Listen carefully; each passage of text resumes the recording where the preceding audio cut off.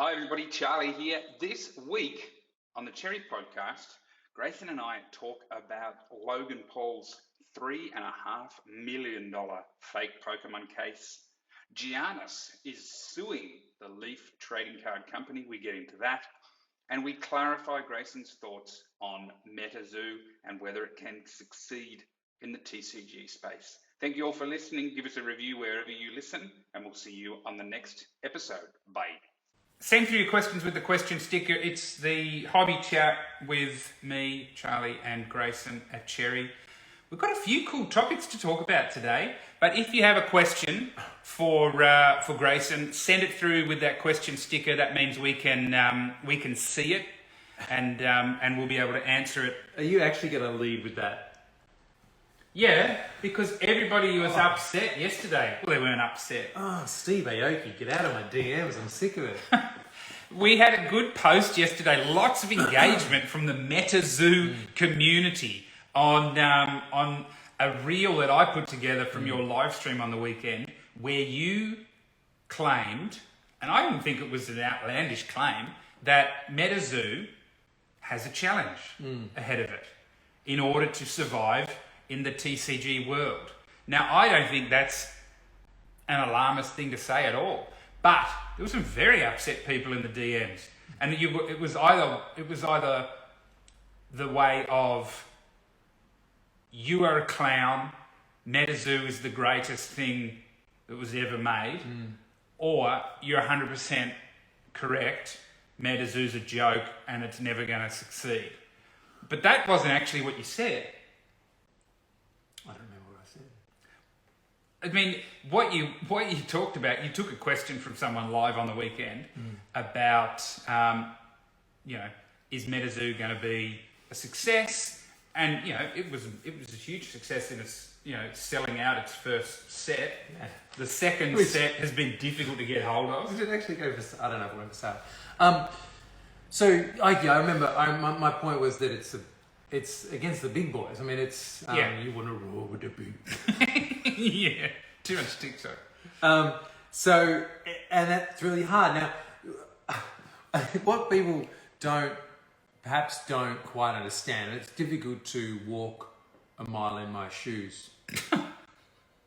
But there's been countless new TCGs. They're all the time. I forget the one that Panini got, but Panini had one. They developed one. They got a guy who previously worked on some really good TCGs, and they developed this new one. And I remember I got like stacks of it. It was like swords and magic, and yeah. I can't remember the name of it. Like that's how much the therapy has helped me suppress it. Yeah.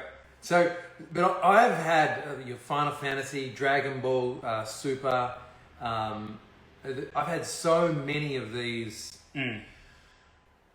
blow up. Keyforge. Yes. And I've thrown money at them, and I'm not great at them. In terms of like, if people sort of went through like what Cherry's really good at, developing TCG communities is not something that we're actually known for. But people don't realize how hard even those popular ones are to get that sort of that consistent engagement in. The early stuff is definitely easier, and how negatively that can affect you as someone who has to buy it and then try to resell it and develop that audience. And like the feelings, the big feelings that I've had from that, and I've written songs that Adele would be happily sort of to fork out and then just sing. Yeah. Because of the feeling. She'd add it. Because of how broken they've left me. Yeah, and that is something that happens. I mean, you would probably see, how often would you see a new attempt once a year at a new TCG? You'd see it about once a year. This is the new, and sometimes it's a brand new license. Yep.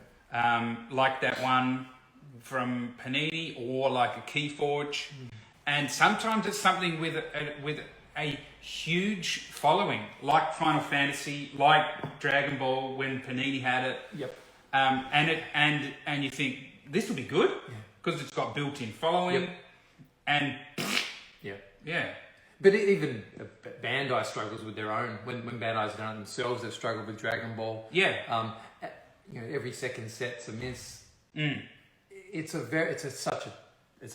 very very hard category to dance with. Like they need to be exceptionally talented to not have their toes trodden on. And you know what? I don't want MetaZoo to do that to me. I'm not ready. I'm not ready for that. I'm not healed enough to open my heart up yet.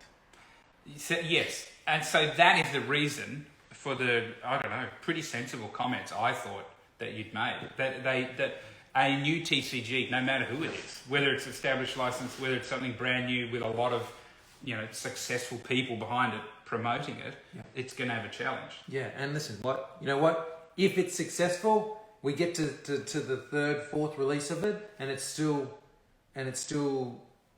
chugging along. I'll happily have an ice bath with Steve Aoki.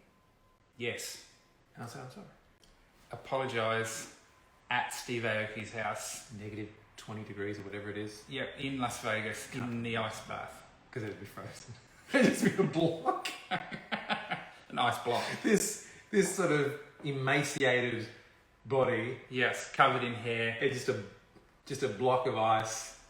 I look like some sort of poster for Ice Age 6. Now, speaking of influencers talking about cards, Logan Paul, of course, I think everybody has talked about this already because it happened last Friday. So every card podcast has talked about it already. So we're coming to it late. Of course, his case is fake. Revealed on a video, which I thought was smart. It was good. Very smart. With G.I. Joe cards inside one of the boxes. The upshot of it, though, and I think you talked about it again briefly in that live stream, is that what does it do to everybody's faith in certification, in grading of things like cases, things like packs, when we have the guy there from BBCE and he mentions when he looked at it that he looked at things like the tape and the sticker with the skew on it and everything, and that had the correct sort of fading in it, aging in it, that was what I looked at, and that looked like that was kind of it, but that's all he looked at. Yeah, it certainly makes you, and I made this point, it makes you value more the years of brand integrity that those other companies have gotten, and the way in which they deal with issues like this when they do arise. There's certainly they've got more means to make sure that they improve those policies, that they eliminate the potential risk. Doesn't PSA have a buyback? A couple yeah, of so they've got. So if it's found to be not legit. Yeah, and I think that the bigger issue, and I've heard a lot of people speak about this online, so I don't agree with it when they talk about, God, we have to get this out of our hobby. We have to. It's like, well, we do. Like, that's great. It's fantastic. But... like counterfeit stuff. Yeah, but like, there's not a legal system that is completely saturated because everyone wants there to be contractual issues, violence, or like you can't. The counterfeit product is not going to just to disappear from this hobby. PSA are going to make mistakes. BGS are going to make mistakes. I'm sorry if they're watching it, but they're not going to make them nearly as regularly. No. They're not going to make the same mistake nearly as often, and they're going to rectify the situation in a more professional manner, or more often. Yeah. So let's not get caught up on how we eliminate this for good. We're very young very, very young category that's going through, so a lot of hormones at the moment. Yeah. Okay.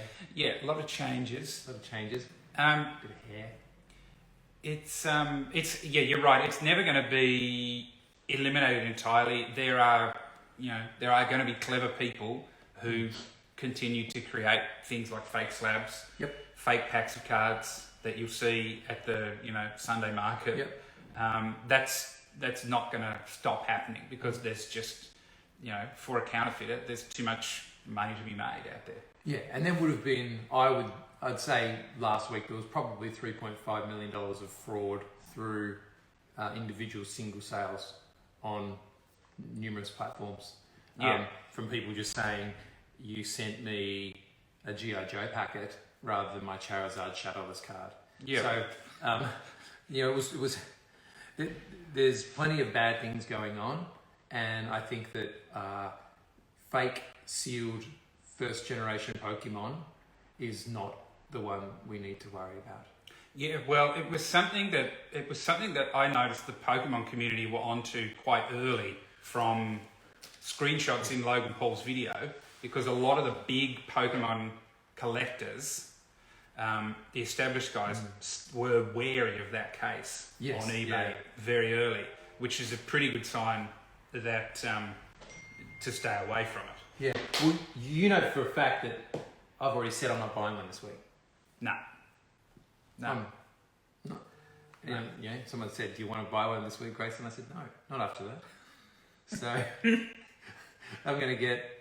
I'm just going to buy a lot more long blacks this year. Well, that's good policy. Now, the next bit of news that you are not caught up on, and if you're not caught up on, I'll read a little bit out to you, is about Giannis suing Leaf Trading Cards over his Greek Freak trademark. Now, this goes back all the way to Giannis's rookie year, 2013. The suit from Giannis's lawyers says that Leaf and Giannis made a deal just prior to the 2013 NBA draft that included 1,000 autographs at a price of $8 each. $8,000. Little payday for Giannis. You'd be wanting a bit more now. Yeah. But who was he in 2013? I'd want $8 for an autograph. Yeah. Along with rights to include Giannis's name, nickname, and photo in its trading cards. Giannis's attorneys say it was a 1-year deal that was never renewed. Now, you're not going to use 1,000 autographs in 1 year in your trading cards. But you may. Well, you might. Yeah. But that's not a number that you would. The Leaf aren't going to push all those autos out. They may. In 2014. Well, they may. They may. Yeah. They may. Yep. That is what they're going to fight about, I think. You think that's going to be Brian's position? I think he's going to be. Obviously, he's a clever guy. He's going to have a contract sewn up pretty tight. Well, surely. I mean, if the contract says that they have to be used within a year, then he's in some trouble. Well, that's true. Yeah. This is an interesting one because you know that I actually was interested in the Greek Freak trademark here in Australia. Yep. So. Were you? Yeah. You're going to have like a chain of frozen yogurt. Well,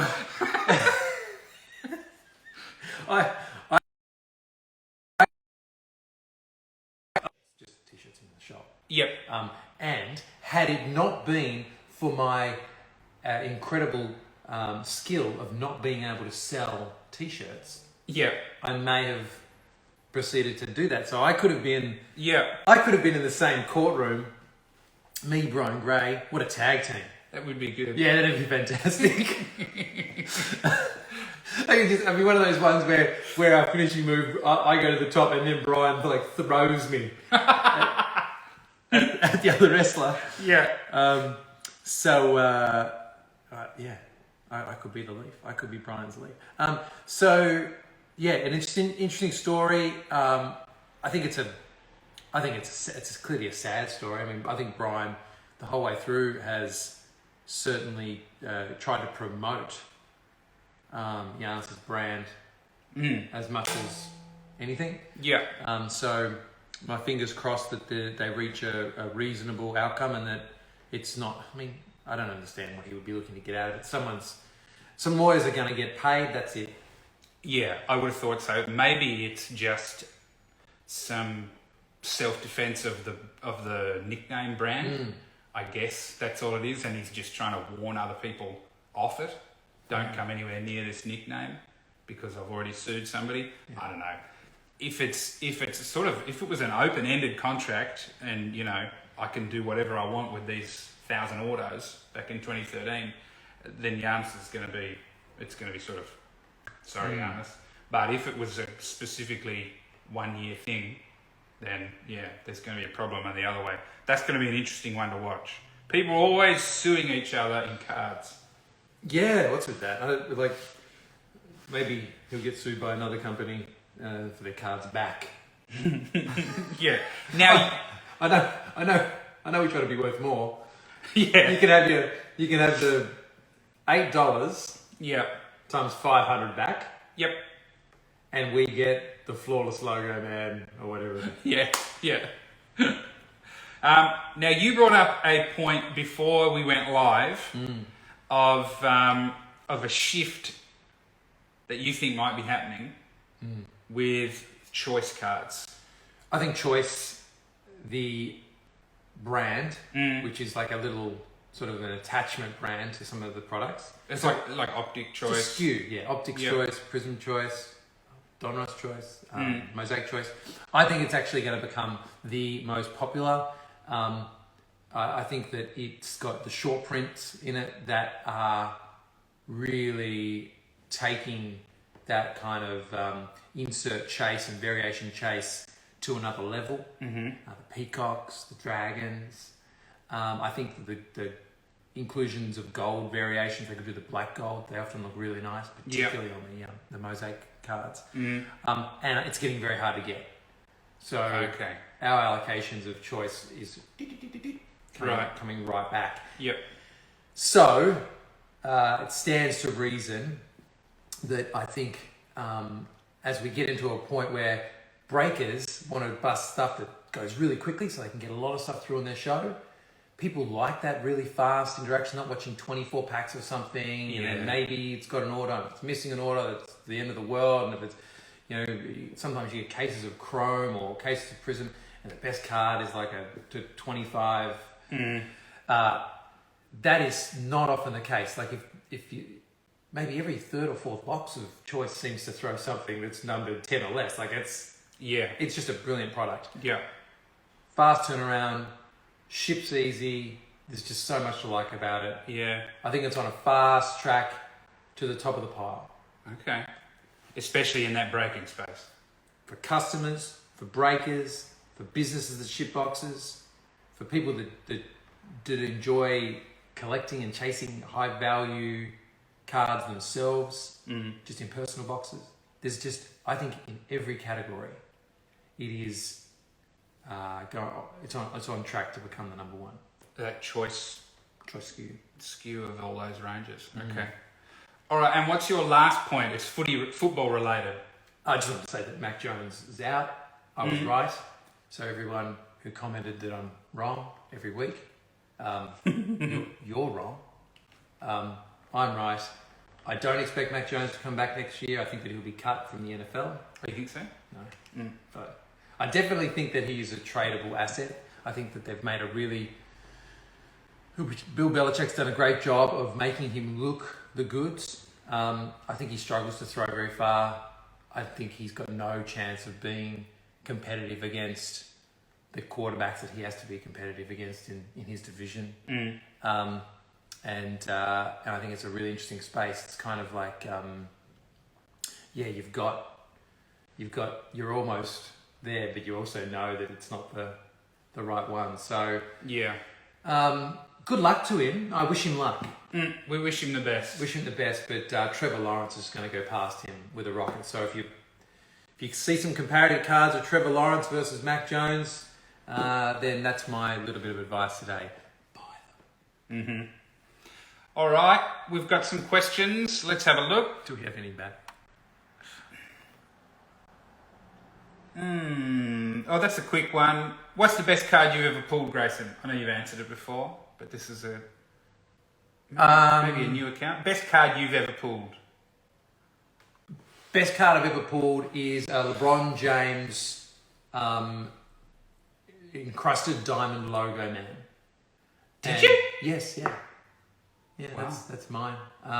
So I thought you were going to say that optic one with the Donruss optic gold. Oh, well, that was for someone else. Oh, yeah. This was just a box of floors that I opened. Yeah. So that was incredible, absolutely incredible. And the bronze gold vinyl that we opened for a guy who was actually one of the first people I'd ever spoken to who was living in a van. He had that sort of van life. Oh, right. And when he told me he was living in a van, Wow. I was like, "We can't get this easy." Dude's living in a van, and I just. This is going to be the easiest deal I've ever done. And then I was like, oh man, sucks to hear living in a van. And he's like, no man, it's fantastic. Best life. Yeah, he's about that life. Wake up next to the beach. Yep. No responsibilities. And by the end of the phone call, I was just like, oh, I hate this guy. It's just, he's too happy. Yeah. He doesn't need money.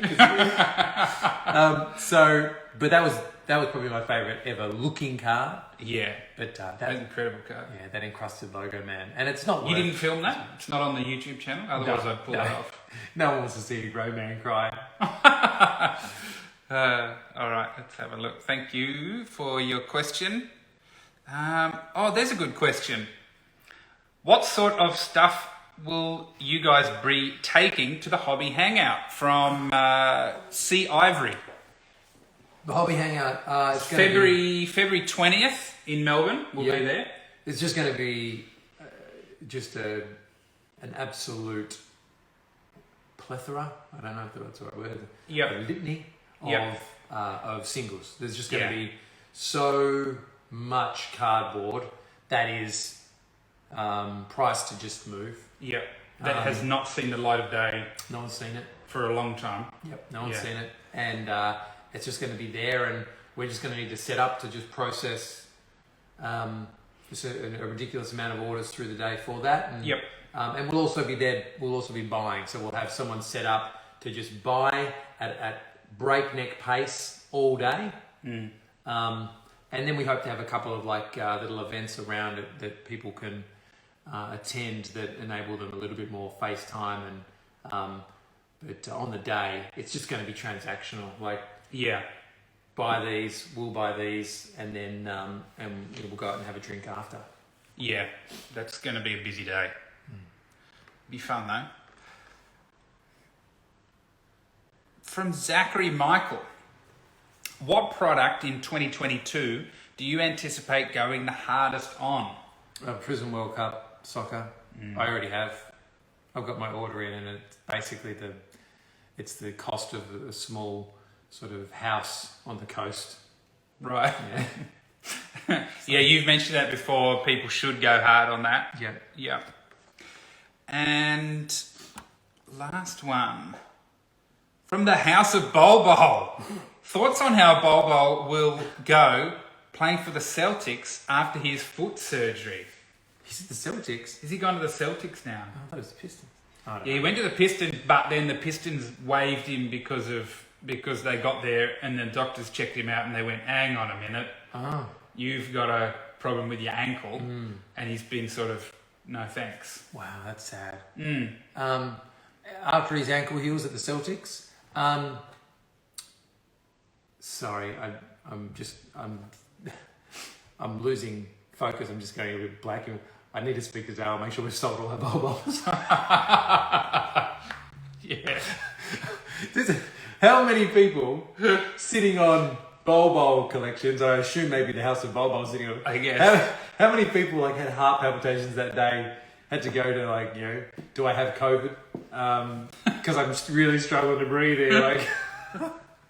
And he's done, mate. Put a fork in him. Yeah, most likely. Have we got a couple more have come through? Looks like. Dale says, Whitey looks rough. Give him the day off, Charlie. I don't feel great, but I don't look rough. I thought you looked good. Sports card seller says, when is Flawless released? Just is that on last season's Flawless? Just on that. On how rough you look? I always say how well Dale's looking. Yeah. Why does he do that to me? He just throwing punches. Early punches. Because I always worry that I have cancer. And he doesn't help. Yeah. Sorry, I digress. Questions on Flawless. When's Flawless coming? Flawless basketball shipped today. Okay. So we'll get it like in 5 days. Okay. It comes... So Flawless basketball arrives in steel suitcases through the post. Now, what happens when customs see all these steel suitcases? Yeah. Like, you can imagine the person like watching it come through the X-ray go, yeah. Yeah. What? Hang on, what? yeah. Yeah. They like get the narcos in. Yep. They're just like, steel men sort of thing. Like, Yeah. first person they see is Dale. He's just like, so yeah, it always gets held up at customs. Hopefully they don't open any. Yeah. It's always scary. Yep. But so that's going to be here next week. So it must be on track to drop. Looks amazing. Yeah, it does. Luca's signed in it. Mm-hmm. Big year. That's going to be an exciting week then. Once that hits the store and Blake starts going through those breaks, that'll be a big week. Yeah, I used to love it when I was breaking. I used to just really gets the bounce back in the step. Yeah, definitely. Thank you, mate, for jumping on with us. Thank you, everybody, for watching. Thank you for your great questions. And we will see you on next week's episode. Bye. Nice. Go easy on me.